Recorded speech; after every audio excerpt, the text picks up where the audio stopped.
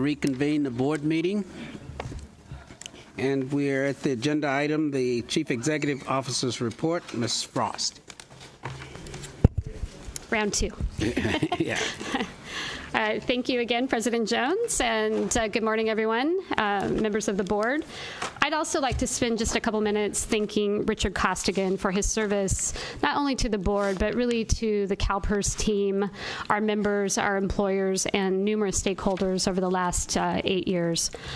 During Richard's time with us, we took full advantage of his extensive legislative background, his commitment to transparency, and we really do believe that those have served the members and the stakeholders of CalPERS quite well. His knowledge of public policy and understanding of government processes made him an ideal advocate for many of the important policy changes that we made together over the last 2 years. And he was a constant source of insight and perspective for me as well as for others. I think we talked a little bit about Richard asking the tough questions, but we knew that he was really trying to initiate thoughtful debate amongst the board, and he was never shy about asking the tough question. And sometimes the question that others wanted to ask, but it was, let's have Richard ask that question. I can certainly speak firsthand to Richard's passion about his work, and really, he fully understood that duty of loyalty that came from sitting as a trustee of this fund. You never had to doubt his motivation. His motivation was to protect the benefits and to make this fund more sustainable. We will miss Richard, and we certainly wish him well. I also want to take the opportunity to congratulate the newly elected committee chairs for 2019, including Bill Slayton for the Investment Committee, Teresa Taylor for the Finance and Administration Committee, Dana Hollinger for the Risk and Audit Committee, and then Teresa Taylor for the Performance, Compensation, and Talent Management Committee. So congratulations. We look forward to working with all of you in those respective roles. Just a quick, and I hope Diana's still here, we were able to attract a very top talent here in Sacramento in the health field. As some of you know, Leanna will be on an extended absence due to an illness, and we all wish her well, and she is actually doing quite well. But in the meantime, knowing that we have several strategic initiatives that we're working on, we wanted to bring someone in to help with the health program. So Diana Dooley, I think she's here still, if she could stand up. Maybe she left us. Okay. She stayed to say hello to Richard. And Diana knows Richard as well. But Diana last was the chief of staff for Governor Brown, and before that was the head of the social and health services, or human and health services here in Sacramento. So very pleased to have her join the team. She'll work 25 to 30 hours a week between now and the end of June until we can get Leanna back. So moving on now to investments. While we did end 2018 in negative territory, I did announce that at the offsite. We did come back strong in January, and February has really turned out to be in our favor so far. As you heard from Ben last month, again at the offsite, his 6-month plan calls for us to be laser focused in 4 key areas. The first is to improve our investment capabilities. The second is leveraging our brand and our size. The third is maintaining a total fund approach. And the fourth is making the most of the advantages that we have as a large investor, such as our long-term investment horizon. For all the progress we've made to strengthen the fund, we certainly still have some challenges ahead of us and some really interesting work to do. But we also have several opportunities working for us, and I know that under Ben's leadership of the investment office, we will be able to take full advantage of them. So turning now to some outreach and engagement. A few weeks ago, I know JPAs have been a source of some agenda work here before this board and in the Finance and Administration Committee. But I was able to attend a ceremony for the creation of a new joint powers authority in the Bay Area called the San Mateo Consolidated Fire Department. It represents fire departments from the cities of San Mateo, Foster City, and Belmont. And so this new JPA is a CalPERS contracting agency, and it's the first JPA formed following the passage of AB 1912, which is why we were pleased to be invited and to attend the ceremony along with Senator Jerry Hill. This is the first JPA formed since 2012. The new law does ensure that the member agencies in the JPA are ultimately responsible for protecting the pensions of their employees, of those employees in that JPA. And I know that would be of concern and interest to this board. So on behalf of all of us at CalPERS, we look forward to a continued successful partnership with the San Mateo Fire Department. Last week, Ben and I were asked to attend, and so we did, a joint legislative hearing of the Assembly and Senate PERS committees at the state capitol to talk about some of the work we do and highlight the priorities over the next 12 months. So we walked through the decisions. The first part of the presentation was really to walk through the decisions that we've made over the last 2 years and share the impacts to employers and to the members. And then we had Ben talk about the objectives of the investment office and what he saw as the important roadmap ahead of us over the next 5 years. And that we needed to focus on the long term and that there would be short-term disruptions, but our view was really that we had to take a long-term approach to the fund. They did ask a number of important questions about the fund, and we look forward to continuing those conversations with them. Also last week, I participated on a panel with the League of California Cities at their City Managers Conference in San Diego. And I think this is the third time I've been able to present to a number of the cities. And as I mentioned in my incentive plan update yesterday, I think there is an opportunity for the board to pair up and go out and speak to some of the cities. What the cities and counties and special districts and rural counties and school districts are really asking for is, as we've made these pretty significant policy decisions and understanding that there is impact to the employers, having us be the ones explaining it to the impacted parties, i.e. the cities, the employers, is really helpful to them. So I think there will be opportunities for us to pair up and go out and visit some of our participating employers over the next 6 months. And then next month, I'll be spending time with our own members at the CalPERS Sacramento benefit education event, and I look forward to sharing that with you. I know several of you attend those CBs, as we call them, and look forward to seeing you there as well. So typically, I like to close with the investment performance year to date. However, since I already reported those numbers at the offsite as of December 31st, 2018, I'll concentrate instead on the estimated value of the fund as of the end of January. So at the end of 2018, the fund sat at $337 billion. I think I said that was $338 yesterday, but it is $337 billion. And then as of January 31st, 2019, the total fund value was an estimated $351 billion. And this is another reminder why our focus is on the long term. We invest for decades, not 1 month or certainly 1 year. So that does conclude my remarks, and I'm happy to take any questions. Okay, thank you, Ms. Frost, and I see no request to ask questions, so we'll move to the next item on the agenda. It's an action consent item for the Board of Administration meeting minutes and the board travel. Do we have a motion? So moved. Moved by Mr. Miller, second by Ms. Taylor. Oh, okay. So all those in favor say aye. Aye. Opposed? Hearing none, the item passes.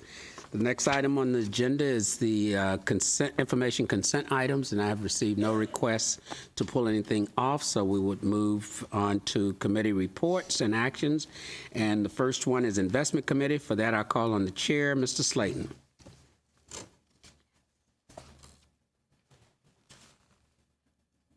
Oh, hit it again. Hit it again. Okay, there you go. There we go. All right. Thank you, President Jones. The Investment Committee met on February 19th, 2019. The committee held an election for the Investment Committee chair and vice chair. I was elected chair, and Rob Fechner was elected vice chair. The committee approved Agenda Item 5B, review of the Investment Committee delegation. Item 5C, contract administration assignment of asset class and board consultant contracts. Item 6E, report to the California Legislature on the Holocaust era and Northern Ireland. The committee received reports on the following topics: the CalPERS Trust Level Review and Consultant Report, and a summary of private equity business models. The chair directed staff to bring back the CalPERS divestment overview by April, language to clarify support for carbon pricing in the proposed revisions of the governance and sustainability principles for March, a private equity co-investment study and an estimate of the number of times private equity funds transacted with one another over the past year, an overview of roles and purpose of the asset classes, schedule an infrastructure partner to present to the Investment Committee on market opportunities and decision-making when appropriate, provide the updated central bank balance sheet chart from the CalPERS Trust Level Review presentation. The committee heard public comment on the following topics: support for and the risk of the private equity business model and the risk of the private detention centers. At this time, I'd like to share some highlights of what to expect at the March Investment Committee meeting. The terminated agency pool rebalance, staff and consultant reports on the Sustainable Investments Program, an update on the Total Fund Governance and Sustainability Strategic Plan, proposed revisions to the governance and sustainability principles, and corporate governance update on proxy voting, shareholder campaigns, and corporate engagements. The next meeting of the Investment Committee is scheduled for March 18th, 2019 in Sacramento, California. That completes my report. Thank you, Mr. Slayton. The Pension and Health Benefits Committee did not have a meeting, so therefore no report. So we go to the Finance and Administration Committee, and I call on the chair, Ms. Taylor. You're going to let me talk? Yeah. Thank you, Mr. President. The Finance and Administration Committee met on February 21st, 2019. The committee conducted an election for the Finance Administration Committee chair and vice chair. Myself was reelected as chair. David Miller, congratulations, was elected as vice chair of the committee. The committee recommends, and I move the board approve the following. Agenda item 5B, approve the June 30th, 2018 Judges Retirement System Actuarial Valuation Report and the corresponding transmittal letter to the governor and the legislature. On the motion of committee, all those in favor say aye. Aye. Opposed? Item passes. Okay. The committee recommends, and I move the board approve the following. Agenda item 5C, approve the Judges Retirement System 2 Actuarial Valuation Report as of June 30th, 2018, and the corresponding transmittal letter to the governor and the legislature. On the motion of the committee, all those in favor say aye. Aye. Opposed? The item passes. And then item 5D, approve the June 30th, 2018 Legislators Retirement System Actuarial Valuation Report and the corresponding transmittal letter to the governor and the legislature. Adopt the employer contribution rate of 35.272% for the July 1 period through June 30th, 2020 period for the legislators' retirement system. On the motion of the committee, all those in favor say aye. Aye. Opposed? The item passes. And then I don't know if that's finally or not. Nope. On agenda item 5A, the committee reviewed the delegation from the board to the committee and has recommended changes that will be brought to the board in April for approval along with other committee delegations. So that's, I move the board approve agenda item 5E. Sorry. Okay. On the motion of committee, all those in favor say aye. Aye. Opposed? Hearing none, the item passes. Okay, we are on moving approval for agenda item 7A. Approve the notice of election for the 2019 CalPERS Board Administration retired member election. The chair directed the staff to bring back information on the following topics as well: online participation, 2-year comparison, election process, security of online voting. So I move the agenda item 7A. On the motion of committee, all those in favor say aye. Aye. Opposed? No, I had a request to speak. Okay. Oh. Just a minute, Ms. Hollinger had her No, name no, no. first. You okay? Ms. Brown. Thank you. We had a discussion about the notice to put the election out for the retirees, and I think it's important to note that we're putting this notice out without actually having an approved vendor, and we're putting this notice out without having a vendor that actually does online or phone voting, and I think it's premature to be putting out a notice to conduct an election for which there is no vendor to conduct this election. And I know it's an emergency. Ms. Malm gave us a very detailed explanation as to why, but I really don't think we should be putting out this notice until we actually know we have a vendor that can do all this work. Also, Ms. Frost, I really think we should still look at going to the Office of Administrative Law, making that explanation to them that our vendor went bankrupt or is having cash flow issues, excuse me, they haven't bankrupted, and that we don't have a vendor, and we should just try to go back to just paper ballots that are safe and secure and count those paper ballots. I know I made that request in Finance and Admin, but I want to make it here to the full board. Thank you. Okay, so we'll repeat. All those in favor say aye. Aye. Opposed? No. One no, note, Ms. Brown is a no. And for the record, note that during the Finance Committee meeting, which I'm a member, I abstained. Ms. Dale. I'm going to finish. In addition, the chair directed the staff to bring back information on the SEC petition and why diversity is important on corporate boards. The committee received reports on the following topics: the annual diversity and inclusion activities, initiatives, programs, and accomplishments, the long-term care evaluation. At this time, I'd like to share some highlights of what to expect for the April Finance Administration Committee meeting. The 2019-20 annual budget proposal for the first reading, the annual review of board member employer reimbursements, semi-annual health plan financial report, and the valuation and employer-employee contribution rates for both state and schools. The next meeting of the Finance and Administration Committee is scheduled for April 16th, 2019 in Sacramento, California. Thank you, Ms. Taylor. The next item is Performance, Compensation, and Talent Management Committee, and for that, I call on the chair, Mrs. Taylor. Okay, thank you, Mr. President. This is the Performance and I'm sorry, I want to say Finance Administration. Performance, Compensation, and Talent Management Committee met on February 20th, 2019. The committee held an election of the Performance, Compensation, and Talent Management Committee Chair and Vice Chair. Teresa Taylor and Dana Hollinger were elected respectively. The committee recommends, and I move, the board approve the following. Agenda item 8A, the semi-annual status report on the incentive plan of the Chief Executive Officer. Approve the fiscal year 2018-19 semi-annual status report of the CEO. On motion of the committee, all those in favor say aye. Aye. Opposed? None. The item passes. Agenda item 8B, salary and incentive options for investment management positions.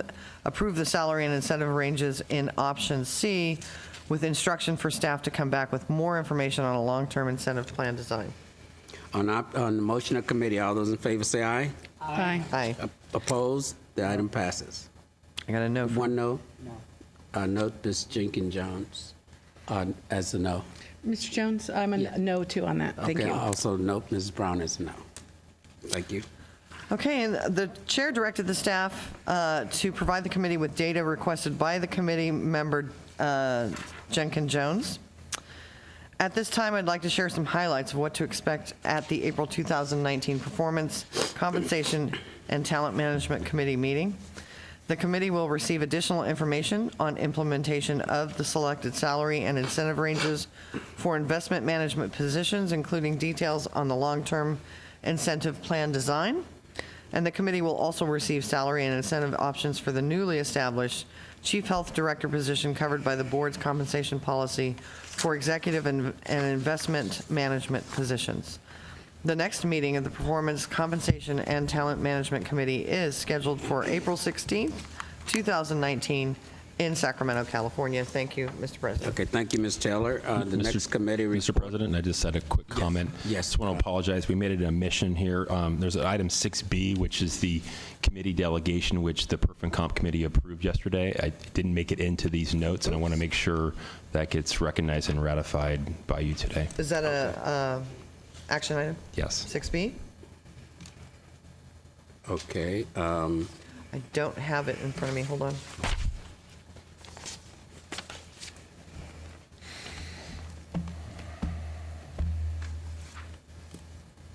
I'm not logged on, so just give me a sec.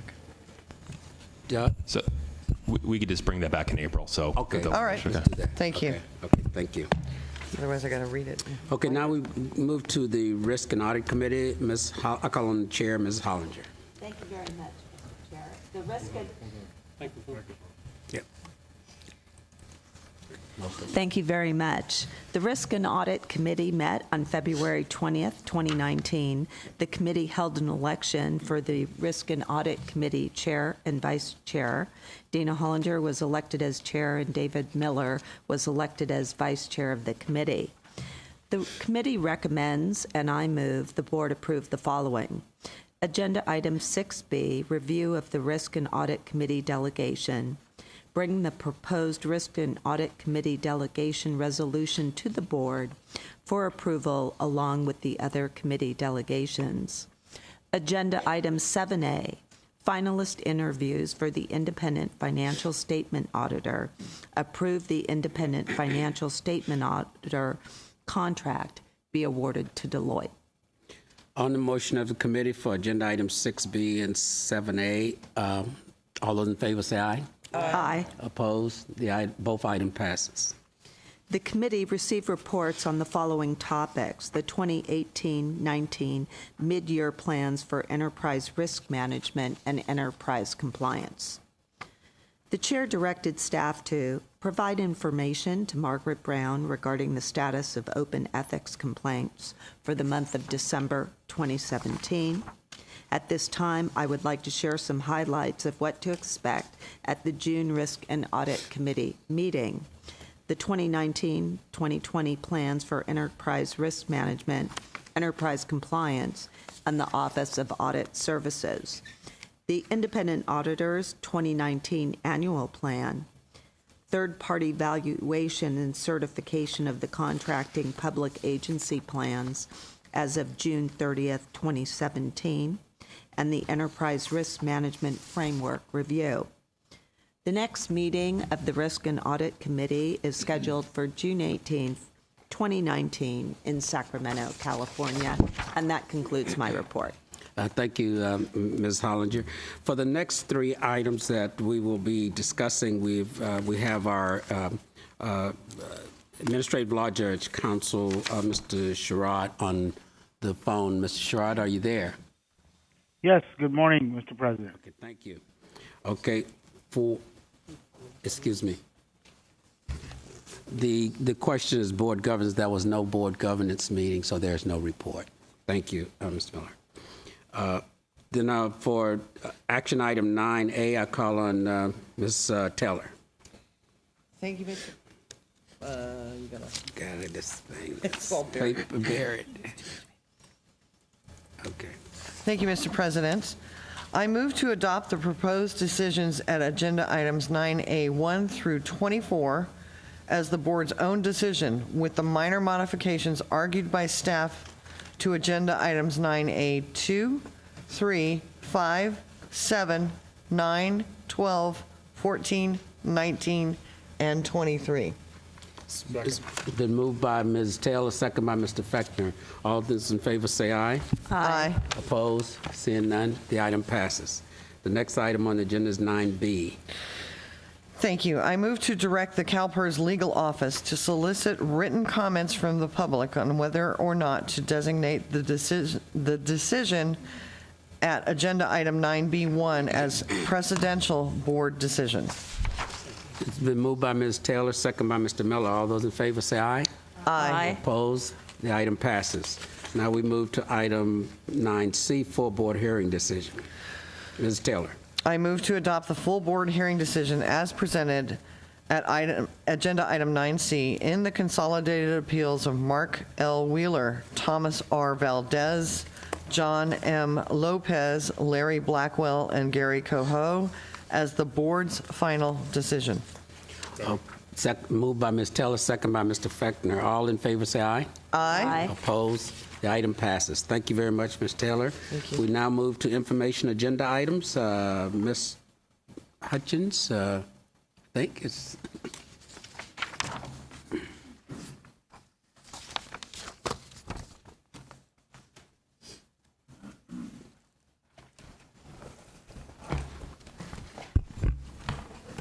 Thank you, Mr. Sherrod.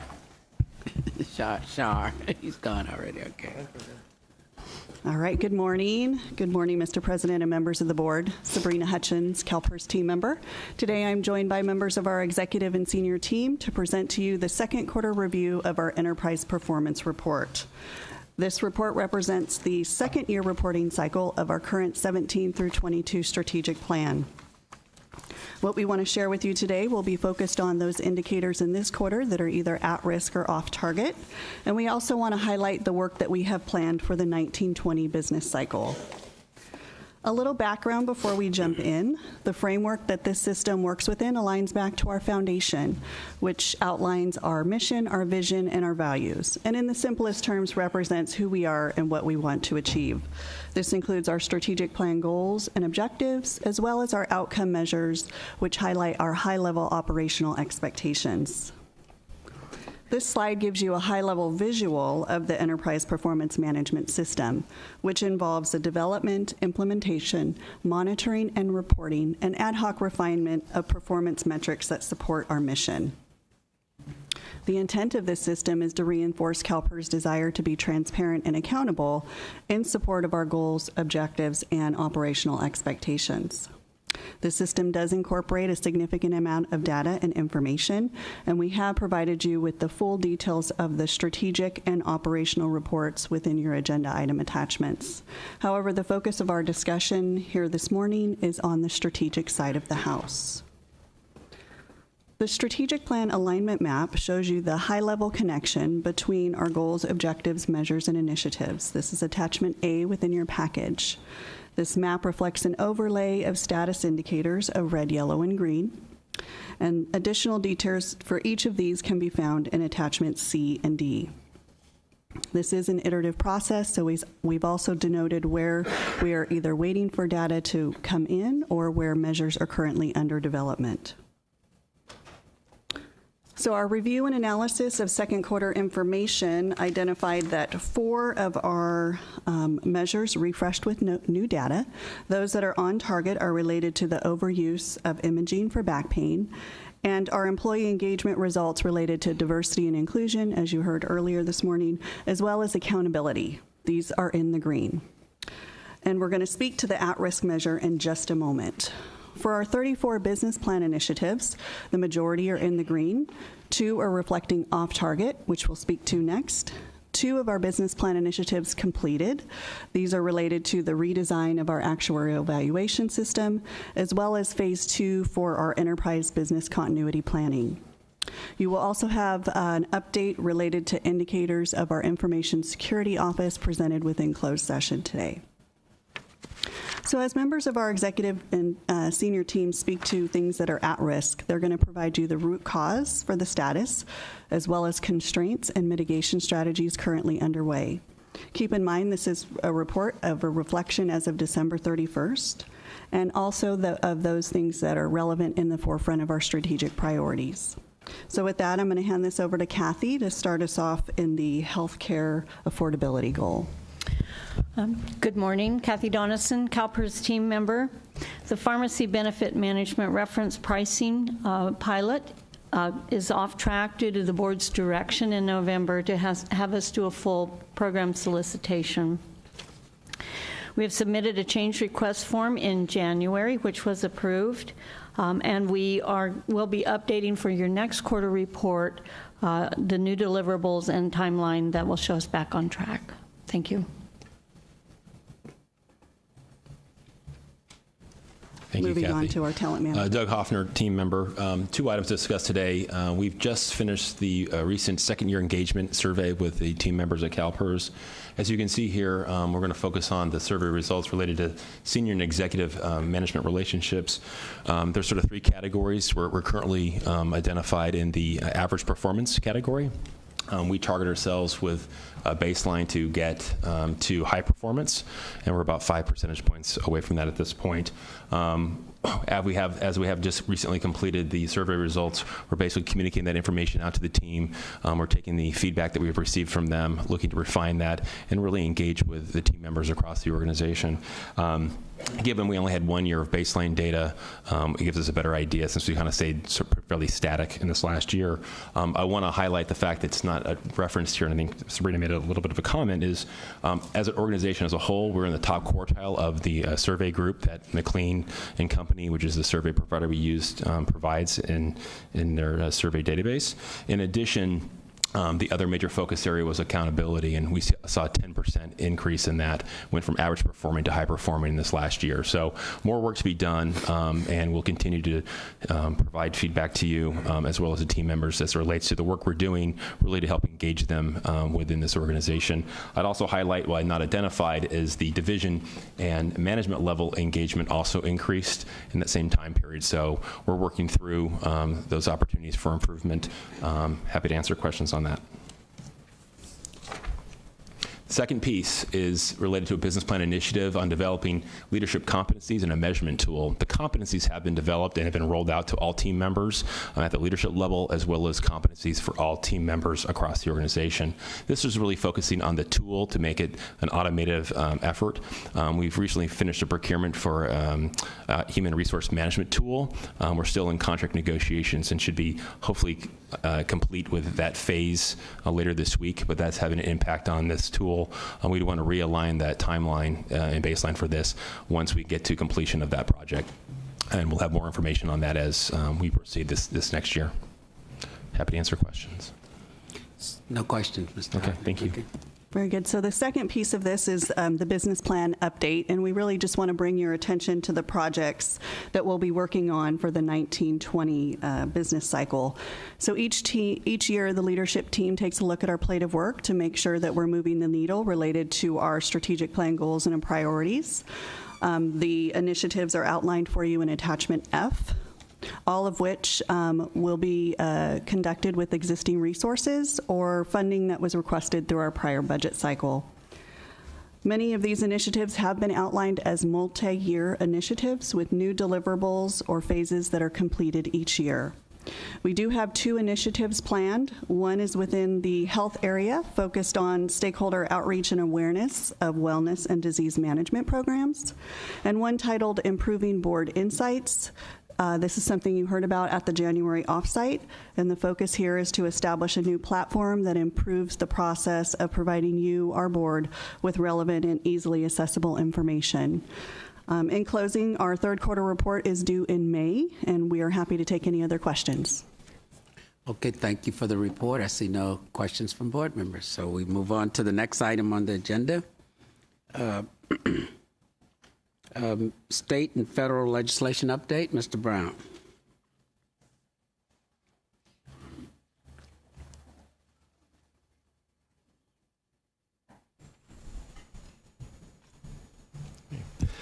Good morning, Mr. President and board members. Danny Brown, CalPERS team member.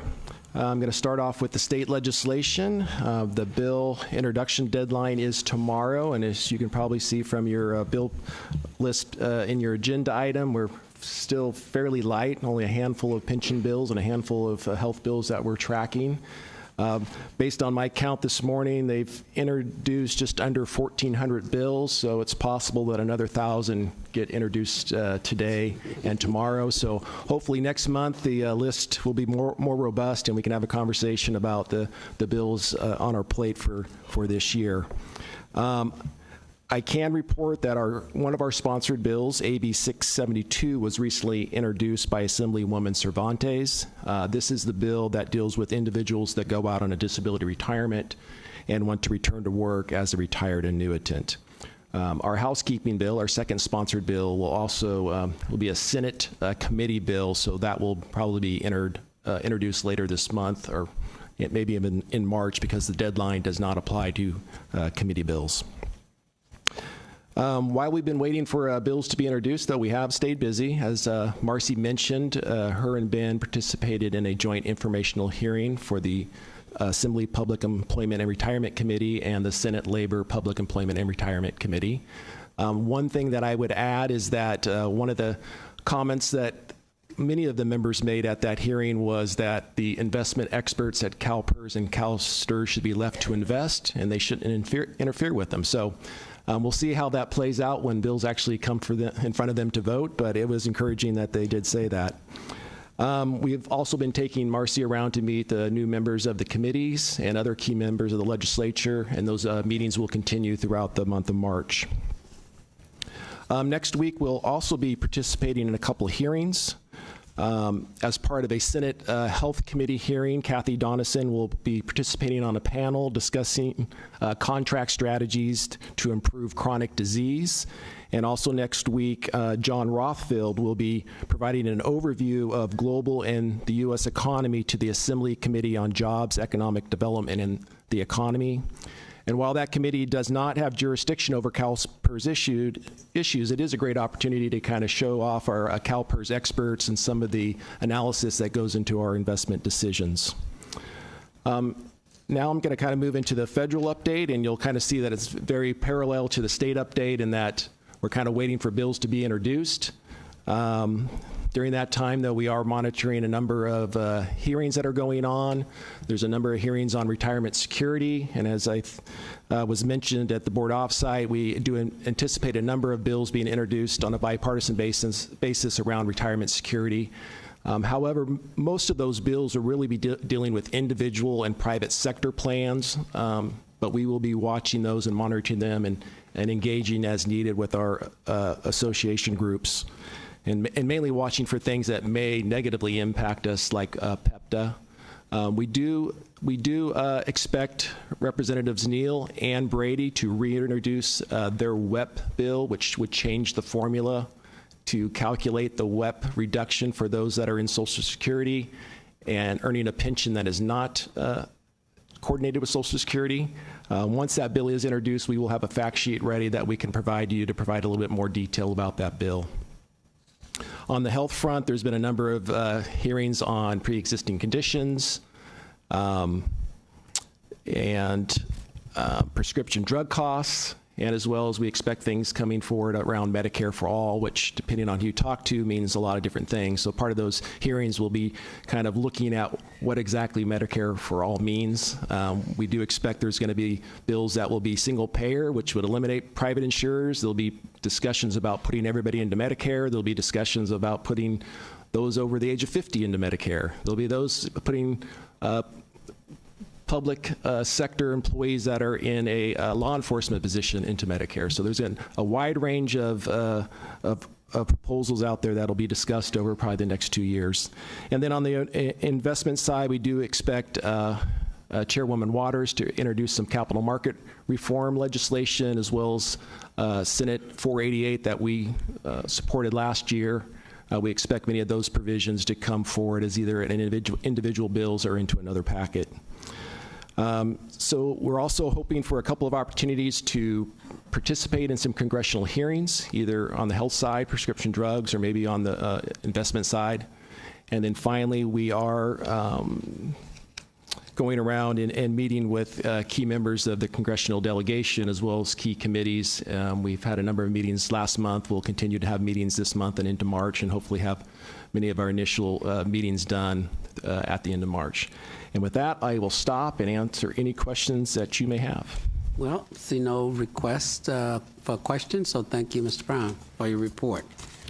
The next item is summary of direction. I guess is. It's me. I don't have anything, President Jones, unless I missed anything. Yeah. No, the only thing I would just like to remind you of is that last year, calendar year, we had requested a discussion of exploring the hiring of an inspector general at the Board Governance Committee. So I just want to remind you that that was a previous request. Gotcha. I will follow up on that for you. Thank you very much. Public comment. We have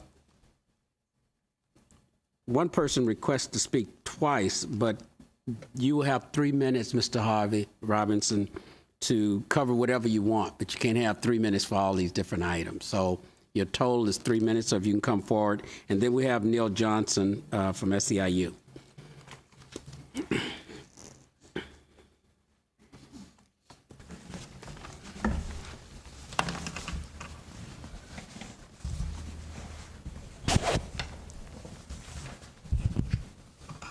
Yes, go ahead.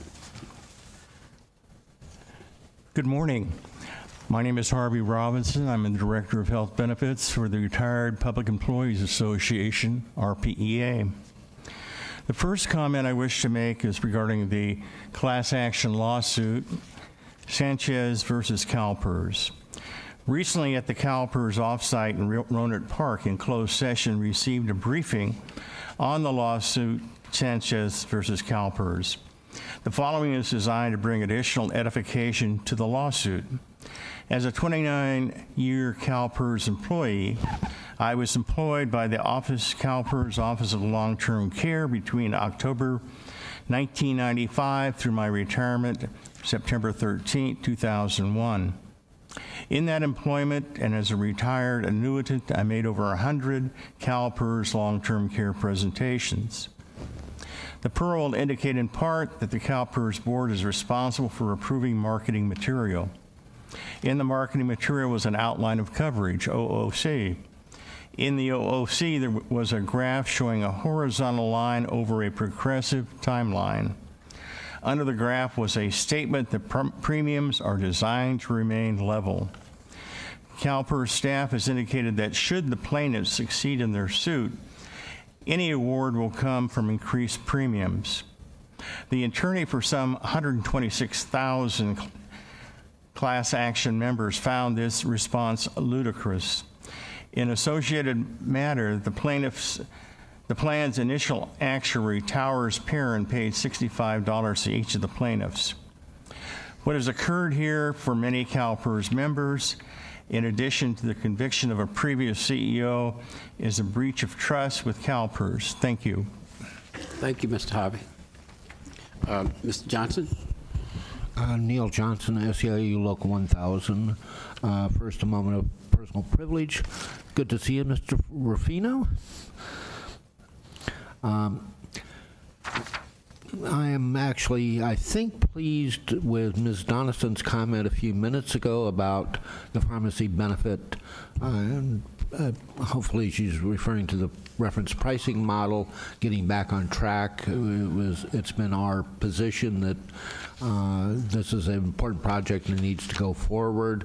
Unfortunately, because there was no Pension Health Benefits Committee meeting this month, we didn't get to weigh in that forum, but we really encourage you to move towards the proposal process to move that forward so that we can start reaping the benefits. Finally, I want to thank, unfortunately he's already departed, but Mr. Costigan for his many years of service to this organization, as well as his service to the State Personnel Board. Richard, while I didn't always agree with his positions, I found him to really look out at the interests of the organization and the beneficiaries thereof. He used a lot of judgment. He really demanded some discipline of this organization in its decision making, and I thank him for that. And Richard, I wish you the best of luck in your future endeavors, and thank you for your service to this organization. Thank you very much for your comments. We now move to agenda item 11, and this afternoon we have this one item in closed session. An informational security update and cybersecurity briefing involving staff's work to protect the system. In order to hold a closed session to consider matters posing a potential threat of criminal activity against CalPERS property or equipment, including electronic data, and where disclosure would compromise CalPERS' security, the Bagley-Keene Open Meeting Act requires at least 2/3 of the board to affirmatively vote in order to utilize this exception. So based on the consultation with our legal office, discussions concerning CalPERS information security and cybersecurity qualifies for this closed session exception. After the closed session, the board will briefly report out in open session that we met under this exception and any action was taken. What's the pleasure of the board? I'm looking for a motion and a second to meet in closed session for this information. Moved by Ms. Taylor, second by Mr. Slayton. Okay, so then after, all those in favor say aye. Aye. Opposed? Hearing none. So given that, we will move into closed session. So, yes, Mr. Harvey. I had a total of 4 separate items I wanted to comment on, and so I just finished with the first one. Well, Mr. Harvey, you didn't hear my comments when I said that you can't get 3 minutes for all those items. You had a total of 3 minutes to address all your items. So I did notice you didn't take the full 3, so I'll give you another 2 minutes to finish your comment. Okay. And I'll proceed one after the other. But remember, you have 2 minutes, so go proceed. I'm looking at the clock. Okay. The second item has to do with RPEA requests the board to direct staff that for future stakeholder meetings that all health carriers and Optum Rx be present. Issues that could impact all stakeholders could arise. At the last stakeholder meeting, only Anthem was present. Moving on to the third item. Requests carrier assistance for RPA. RPA requests the board direct that health carriers to provide additional counseling assistance to its members that were impacted by Cal fires and other recent California fires. In the Camp Fire, almost 14,000 residents and over 500 businesses were destroyed. We appreciate the efforts that CalPERS has extended to its members in this matter. But due to the nature of the matter, many are suffering from PTSD and require additional assistance. My last comment, and it's being made as a private citizen, not as an RPEA member. And so this has to do with CalPERS investment in marijuana. The following is being presented as a CalPERS retired annuitant and private citizen, not as a representative of RPEA, and is presented in the interest of transparency. The February 15th issue of Barron's indicated that CalPERS had increased its interest in Canadian marijuana stock, whose market value now approaches $500,000. Although CalPERS can no longer invest in tobacco stock, I realize there is a need to increase the funding in the PERF. However, the long-term health effects of marijuana are still not known, and stoners are known to be involved in DWIs and accidents. Thank you. Okay, thank you, Mr. Robinson. And regarding the question about meeting with the health care providers, I asked staff to have that discussion with the retirees and see how we could accomplish, to some degree, the goal of having those health providers meet with the retirees. Thank you. Okay, thank you. So we now will move into closed session. So we'll give you a few minutes to clear the auditorium.